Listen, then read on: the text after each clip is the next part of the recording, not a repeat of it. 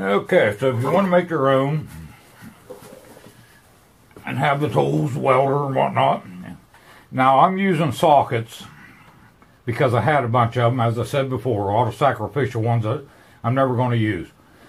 So I didn't like the way that was a little bit wobber jawed. It works fine, but it wasn't very neat. I just tried to hold everything with my gloves and the vise. This one got a little bit better.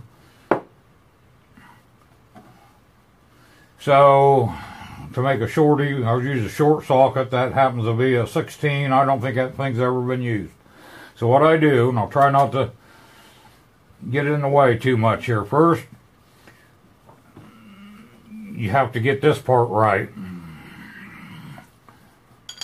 And I'll show you what I come up with. And if you come up with something better, that's great. This is a Craftsman 3/8 drive 7/16 socket, and here's its little brother, the short version. So what I do, and you always want to go back and check and make sure, but so you start off, we'll just use these little things here. And what I do, I'm not in a good position here. Since that is your spacer to make sure you get your gap right. So take your, if you got a pin, make sure, and this is just barely got some wiggle to it. But look, it'll fit. Of course, you don't want it too sloppy. A lot of hammering is going to happen. So then what you know that's going to work with your finger pieces here. That's what we'll call them. So you got that. You know this 7/16 is going to work. You may have to get different ones. So to start off with, I'm going to use this line right here. Just for reference, I'm going to line up the end of this socket with that line. And I'll tack it. I'm not going to show that, but I will. So then, when we go to do our next step, that'll be all held together. We'll use our spacer again, and what will happen is,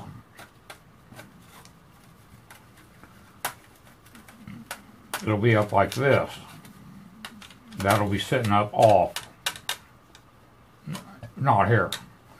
But since this is tacked, you just have to hold these parts, and it makes it so much easier than trying to do it like I did the hard way. So let me get that tacked up and we'll continue.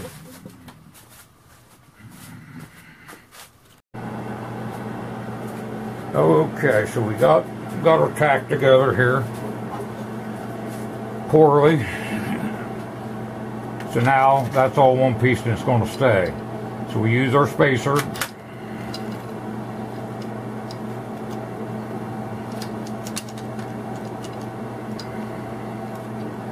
Tilt this, pivot this up as such. And again, I'm going to use that line right here. Hopefully you can see it for the end of this. That keeps them even. This round stuff's hard to mess with sometimes. Everything wants to roll away from itself. So that's what we're going to do. Spacer, and then pivot this up to rest on this one, and that should give you your perfect space right there. So I'll go ahead and get that tacked up, and we'll see if it's going to work.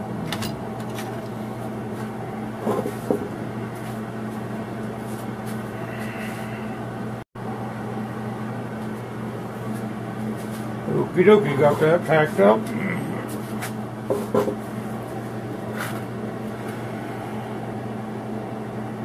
Poorly. It should work. So what you want to do is when you get her tacked together, I think it come out pretty darn good. Of course, these are different diameter. It'd been nice, I guess I could have. I don't really have two of the like ones, and it doesn't matter how it looks. It's how it works. That's how I look at it. So you always want to make sure you check.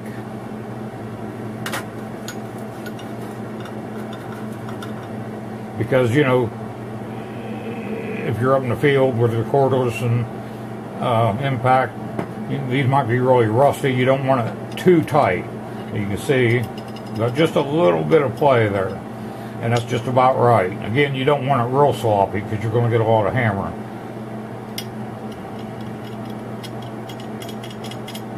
So I think she's going to work. We'll go ahead and test her out.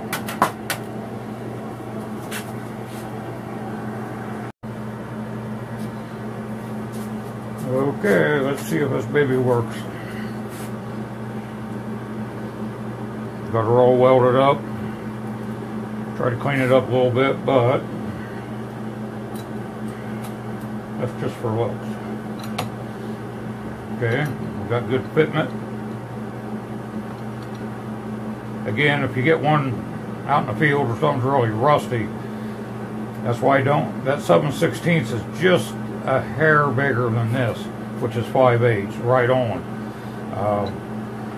And I like that because I like just a little bit wiggle room.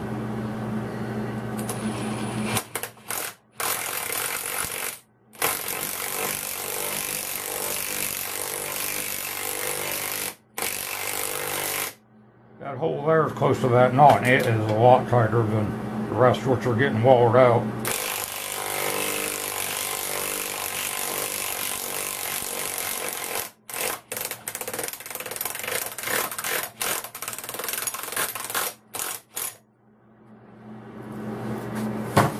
Okay. Should work. Again, you could use cut off bolts. I wouldn't use the threaded part. That's going to be the weakest part. You could use cut off bolts, the good parts of it, cut the head off, cut the threads off if it's long enough. That's roughly the size I seem to keep gravitating to lengthwise. Might be able to use rebar. Again, when you use different size sockets, you want to make sure you get your spacing right. In my case, I was using that 7/16 socket to keep it right. Obviously, if this is bigger and these are something else, you may have to find something else, but you want to make sure that it's going to fit. Okay, that wraps her up. I hope you learned something. I hope you found this valuable.